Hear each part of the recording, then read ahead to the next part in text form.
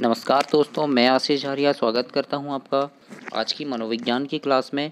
और आज मनोविज्ञान की क्लास में हम पढ़ेंगे शिक्षण विधियों के बारे में। आज मैं आपको शिक्षण विधियों की ये दूसरी वीडियो बताने जा रहा हूं। इसके पहले हमने किंडरगार्टन विधि पढ़ी थी, जिसके जनक फ्रोबेल हैं, और उन्होंने कैसे एक बच्चों के लिए किंडरगार्टन मतलब बच्चों के खेल के स्कूल, इस खेल का स्कूल बनाया और खेल खेल में बच्चों को शिक्षा दी, उसके बारे में हमने जाना था। और उसके बहुत महत्वपूर्ण प्रश्नों को हमने जाना कि कैसे कैसे प्रश्न सीटेट की एग्ज़ाम में और जितनी भी टीईटी एग्ज़ाम होती है सभी में पूछे जाते हैं। आज हम उसी की दूसरी वीडियो लेकर आए हैं, जिसमें हम पढ़ते हैं मॉन्टेसरी विधि। ठीक है, तो आइए जानते हैं मॉन्टेसरी विधि क्या होती है और इसका प्रतिपादन किसने किया और क्या इसमें बताया उन्होंने, इस बारे में हम जानते हैं।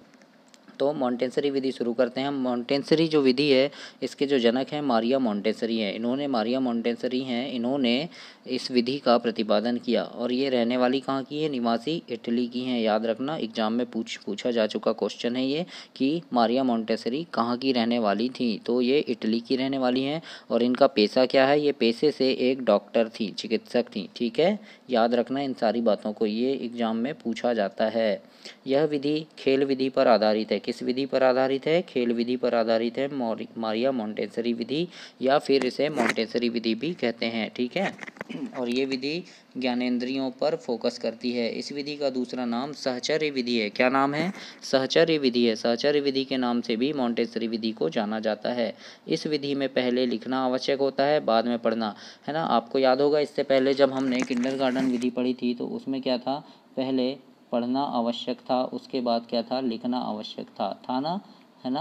पहले पढ़ना, फिर उसके बाद उसमें लिखना आवश्यक था। लेकिन मारिया मॉन्टेसरी जो विधि है, इसमें पहले लिखना आवश्यक होता है, उसके बाद पढ़ना। ठीक है, बच्चों को पहले इसमें लिखना सिखाया जाता है, उसके बाद फिर पढ़ना सिखाया जाता है। जो शिक्षण कौशल होते हैं, आपको शिक्षण कौशल याद होंगे।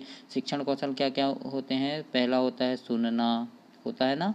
उसके बाद होता है बोलना, है ना, सुनना बोलना, फिर पढ़ना, फिर क्या होता है? लिखना होता है। इसको हम शॉर्ट ट्रिक से जानते हैं, सुबोपली से। कैसे लिखते हैं? सुबोपली, है ना। सुनना बोलना पढ़ना लिखना।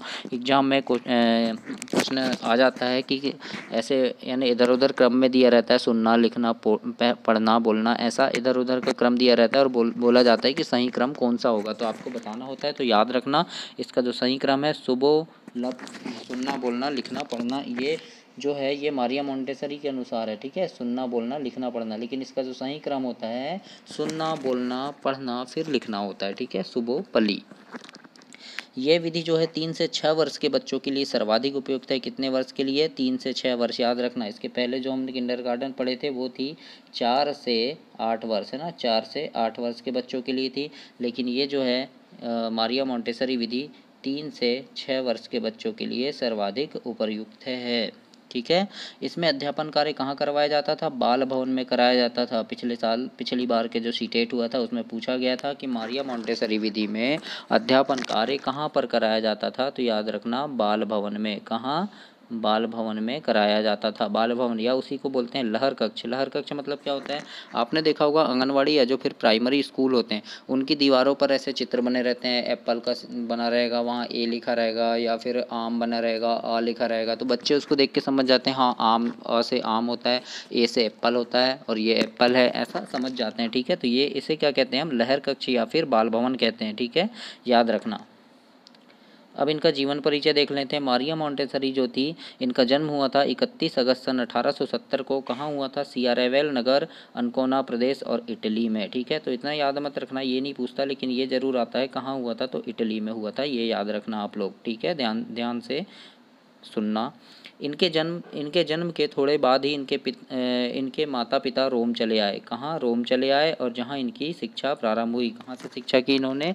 रोम से की। सन 1894 में रोम विश्वविद्यालय, है ना, चिकित्सा शास्त्र की शिक्षा पूरी कर डॉक्टर की उपाधि पाने वाली है रोम की पहली महिला थी। याद रखना दोस्तों, बहुत बड़ी बात है।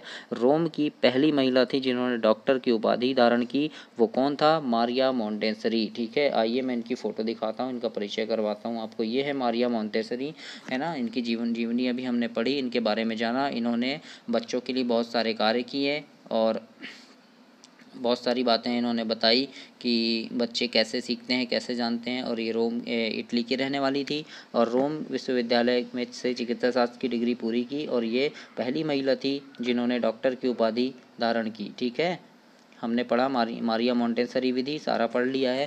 अब यहाँ से जो महत्वपूर्ण प्रश्न है यहीं से पूछे जाएंगे, तो आप यहाँ इसको ध्यान से पढ़ना और इसमें कोई भी आपको डाउट हो तो आप कमेंट करके मुझसे पूछ सकते हैं। मैं आपको आपका डाउट क्लियर ज़रूर करवाऊँगा। और वीडियो में अंत तक बने रहने के लिए आपका बहुत बहुत धन्यवाद। और वीडियो को लाइक, शेयर और सब्सक्राइब करना। ऐसी ही आपको बहुत सारी वीडियो आगे भी मिलेगी। सारी शिक्षण विधियाँ मैं आपको पढ़ाऊँगा और सारे सब्जेक्ट मैं आपको करवाऊँगा, तो वीडियो को सब्सक्राइब कर लीजिए जिससे कि आपके पास सारी वीडियो पहुँच सके। ठीक है।